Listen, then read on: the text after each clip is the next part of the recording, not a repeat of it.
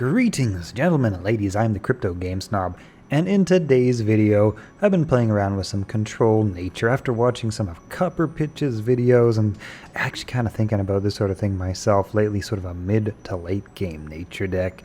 I got inspired, so I've been messing around with a few different combinations. A lot of them have not been working very well.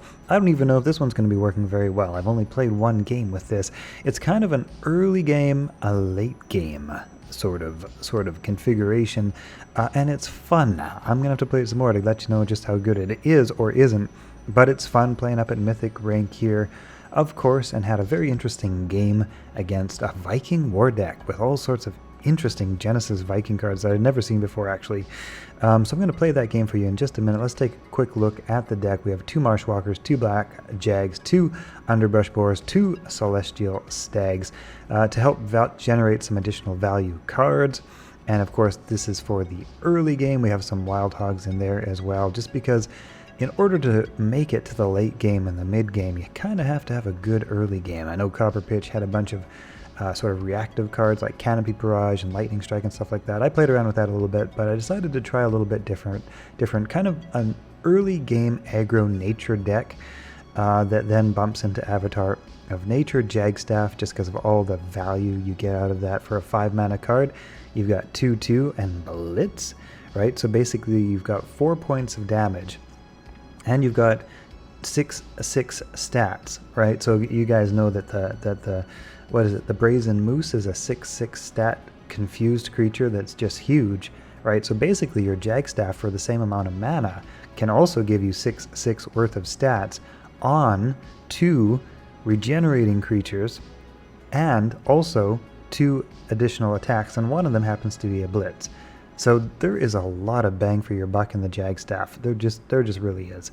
The only downside is you have to trade into a little bit of damage, of course, to use it, but hey, that's okay. A couple of Enchanted Vines. This is just for board control. I might actually take these out now that I've got a bunch of sort of early game creatures. These hit any 4 random creatures, yourself possibly included. So good for clearing the board, but also if you have your own creatures on the board. Yeah, might be more harm than good, so I might shuffle those out. Green Giants, just because I love Green Giants. Overkill, 7 and 8. Overkill can just clear boards, basically, if your opponent only has a bunch of small stuff there. And they have to deal with this. If they don't deal with Green Giant, it's almost as good as a frontline in some ways, because if they don't deal with Green Giant, that Overkill could potentially punch through several creatures. We've got the Hunt.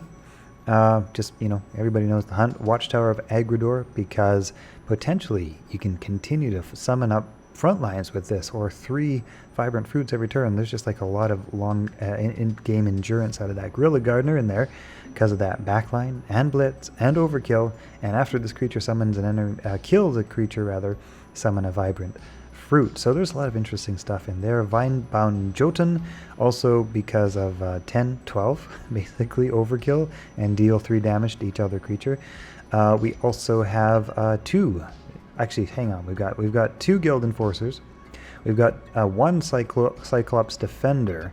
We've got 2 Demogorgons. We've got a Healing Elite. We've also got Dionysus the Bountiful and Polyhymnia. So basically, we're stacked. We're stacked at the high end. We're pretty stacked in the middle end. We've got a pretty decent opening. I don't know how well this deck will hold up with more play. We'll have to see, but had a really good, fun, interesting game, and I'm going to play that one for you now. All right. Okay, let's kick things off here, and this was kind of an interesting one because this was my deck. As you guys know, I'm a speculator on Gods Unchained cards and the Gods token and NFTs and all that sort of stuff. So I hold some pretty big cards. I hold some pretty decently priced cards. So this is actually a $4,000 Control Nature deck versus a $6,000 Control War deck. Kind of some heavy hitters here and kind of a similar archetype. So this actually is a very, very interesting game. Alright, so kicking things off, he passed on his first turn. Like I say, Control tends to be reactive a lot of the time. So I want to do what I can here to get rid of the Master Tactician. Now the Wild Hog could swing into his God, but I got 50-50 to take it out and leave a creature on the board, so that actually works out pretty well for me so far. Safari's a goodie. Pyramid Warden. I actually have just the perfect answer to Pyramid Warden here. So I can trade off my hog, which means I'll get my hog back, which is good. You want to make sure you have at least one creature on the board when you take down a Pyramid Warden. And then Underbrush Boar is absolutely perfect here because Underbrush Boar finishes off the Warden and survives, and my Wild Hog comes back. So far, so good. So far this opening has been very nice, very nicely in my favor. But stay tuned. There are some ups and downs. This is an interesting game. Jagstaff, like I was telling you guys before, is just so good. Immediately, you can drop your Jagstaff and Blitz for 2 damage, clear a card, which is awesome for board control. I also happen to get a nice Jag with regen out of that, and I can do that once more. Jagstaff is an awesome card. It just is awesome. It really is. At this point, I'm eyeing up that Master Tactician. I need to pop the bubble first, and that's another great use for the Jagstaff, popping bubbles. You can do that. I also could potentially do Selena's Mark to pop the bubble, but that might have also taken out the, well, that guy. I might have done that in a slightly better order in retrospect, but hey, that's what we ended up with. Here I'm opting to actually Rain of Fire, or what was that was called? Yeah, Rune of Fire, sorry, Rune of Fire. I could drop down a nice Avatar of Nature. I could even pip, no I can't pip, but I could, you know, drop a nice big Avatar of Nature. But I decided I just want to keep the board clear. I want to keep control of the board entirely, so I decided just to clear everything. Might not have been the best bang for the buck, but it says a lot to have momentum. Einar, the Frozen King, is actually pretty good here. Actually pretty good. I need to read up on that because I don't play against Einar all that much. But basically, at the end of the turn, he does his strength as damage to your opponent's weakest creature. If there's no creature to do damage to, he just kills himself. I was hoping to maybe take him out, just take him off the board with both my Jags, but that didn't really work, so I decided just to go to face instead. Avatar of Nature is always good, and that is because next turn I'm thinking the little bug on the ground here could potentially be his target for that attack the weakest creature, which would actually give me healing, which would be good if it all went that way. That's the whole thing. Unfortunately, Soul Survivor is whipped out, takes out all of my creatures. Like I told you guys, there's some ups and downs. This is an interesting game. And Einar to the face. That was a good round. So now we're empty on the board. I figure Watchtower of Agridor. It's a great time to play that because what are the chances he could actually burst that down in one turn? Well, you know, Herdicus. Herdicus answers the call. Of course he does. Perfect. Anyway, just so happened to be playing an old school Cyclopean Defender. You don't see these played much at Mythic, but hey, they're a good card, and it happens to be Herdicus's mirror in strength and health and strength. So I'm thinking, what's he gonna do? Doesn't seem like he has a whole lot of reach, so it's kind of an obvious trade here, which is fine by me, because I'm sitting on Green Giant, I'm sitting on Guild Enforcer, a couple of nice little Marshwalkers, and Enchanted Vines to clear the board in case a whole bunch of things come down. I'm not too concerned. Strength in Numbers is a very good card. Gets a lot of, fills his hand up, gets a lot of interesting things. I could have gone with Green Giant here, but I decided to get a few creatures on the board instead. So there we go. We got a Guild Enforcer, a couple of Marshwalkers, a little bit more utility out of all those options. So sometimes it's good to have additional attacks, additional options instead of just brute strength. So that's what I'm thinking here.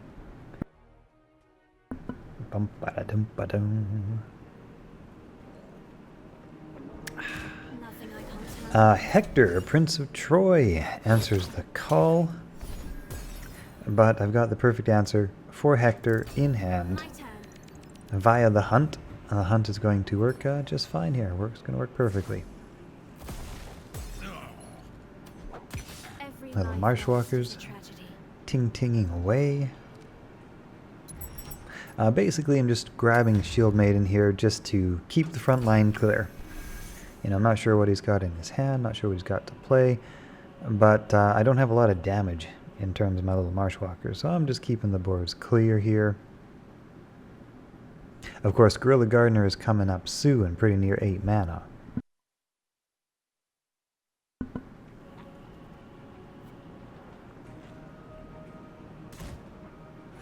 So this was one I had never seen before. What's it called? Returned? I can't read that actually. Basically, it's a Viking buff card, and drops down another Viking. So I actually don't have a great answer for this, because kind of no matter how you slice it, I don't have an answer for this at the moment. Best I can do is lose my Marshwalkers for nothing.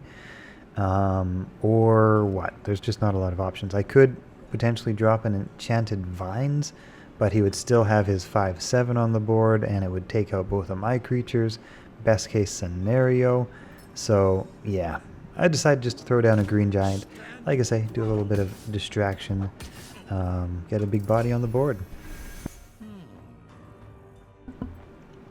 For lack of a better option, for lack of much better of an option. Now things get really interesting because we have a Deathsworn Raider on the board. We have a 5/7 other Viking, and whatever the hell that 6/5 Viking is called, I'm not even sure. These are a bunch of Genesis cards. Like I say, a couple of these I have not even seen before, and or played against. So it's kind of an interesting control war Genesis Viking deck. Like I say, that's a $6,000 war deck, and there's some interesting cards in there for sure. And all in one turn, man, he just manages to absolutely stack the board with all sorts of huge bodies, and even more. It keeps going from there. It just keeps getting bigger and bigger and bigger. And of course, out of its misery, perfect. So we can get another huge creature a little bit later. But yeah, things are looking kind of ugly now. Luckily, I top deck a Demogorgon, and luckily Green Giant goes where he's supposed to go, takes out a big body off the board, and then a Demogorgon is good here. Demogorgon can get me some healing, which I kind of need at 12 health. Can stall things as well. Now I think I misplayed there with my Marshwalker. I tried to click it and drag it, it didn't move, but I think I actually could have swung with it. But yeah, 1 point of damage. Oh well. Ravenous Chimera on the board.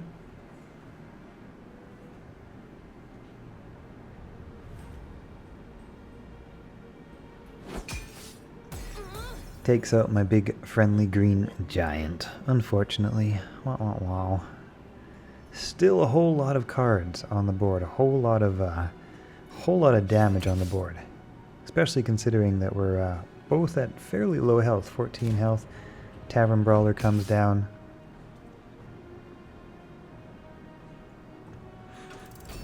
Bum, bum, bow. The Hunt is a very nice top deck here. Very, very nice top deck. Had a couple good options there. Helion Elite and Vinebound Jotun. A few good options, but the Hunt definitely works here. Demogorgon into whatever that card's even called, I don't know. Works very nicely, gets me some healing. And from here, we've actually got 8-9 damage on the board. And from here, basically, we've got the perfect amount of damage. I actually need to throw away my Marshwalker. I don't know what I was thinking. I think I might have spaced out there. I can't remember. I'd need to count it up again. But I think I spaced on that turn. Oops.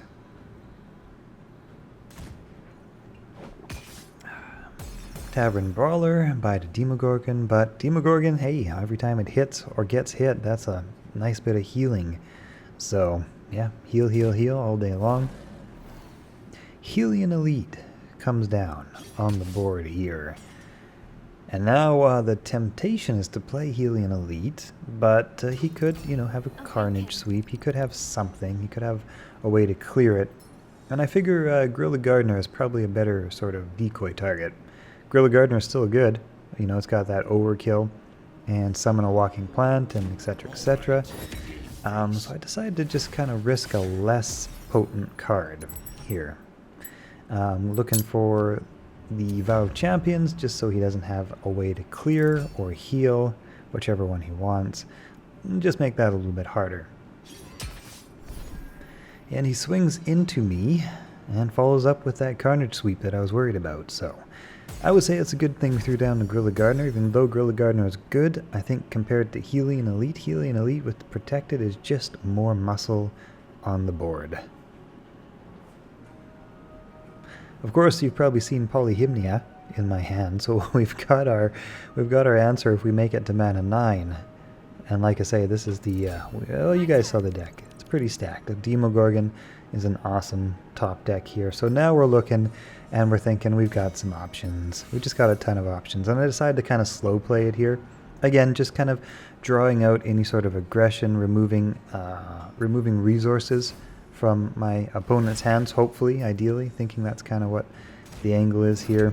And the idea, like I say, is just kind of remove resources, and then when I think he's got nothing to answer with, then Helion Elite goes down, or a Demogorgon, or Polyhymnia, etc., etc. Sip from Springs was a nice little bonus here on that zombie. Gives it a nice 3/3 leechy heal. And Shield Maiden, you know, even though she's only a 2/3, is, you know, a problem. Because you got to get through her before you can do anything else.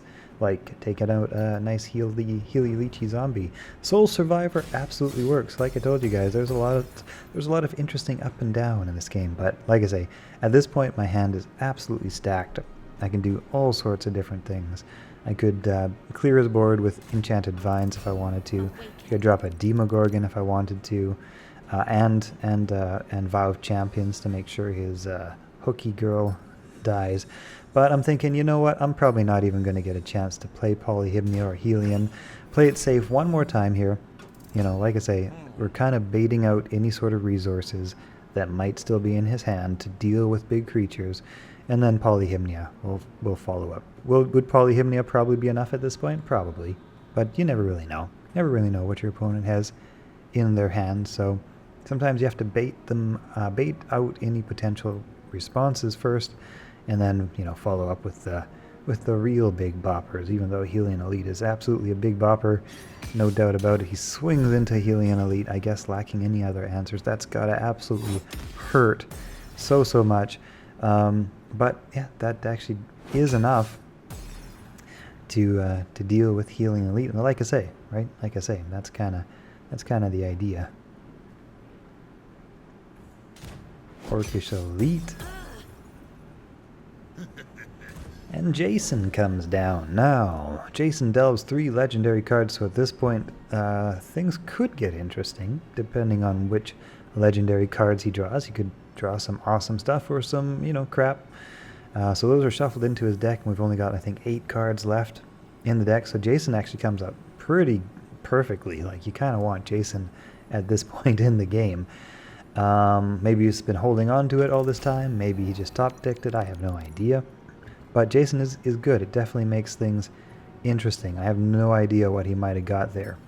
But, you know, I figure if I don't play Polyhymnia now, I'll probably just win with something else. I'll never get to play Polyhymnia. So Polyhymnia goes down. And yeah, I'm thinking, you know, remove any option to pop Poly's bubble. Even still, you know, you've still got ward and Polyhymnia and armor and all that sort of good stuff. So what are the options? I don't know. What are the options? Demogorgon goes down. Demogorgon goes down, but that ward blocks the sleep. And actually, again, it's, you know, getting late at night here. And I was like, oh, he put Polyhymnia to sleep. That's cool. Okay, so I'm going to need to deal with that. So I'm thinking Polyhymnia is sleeping here, but of course ward blocks it. Just a bit of a brain fart there. Like I say, it's getting late, and I wasn't quite as on it as I should have been. So I should have just swung into his face here. So I'm thinking, how do I deal with Demogorgon? Then he quits. I'm like, oh yeah, oops. Anyway, good game.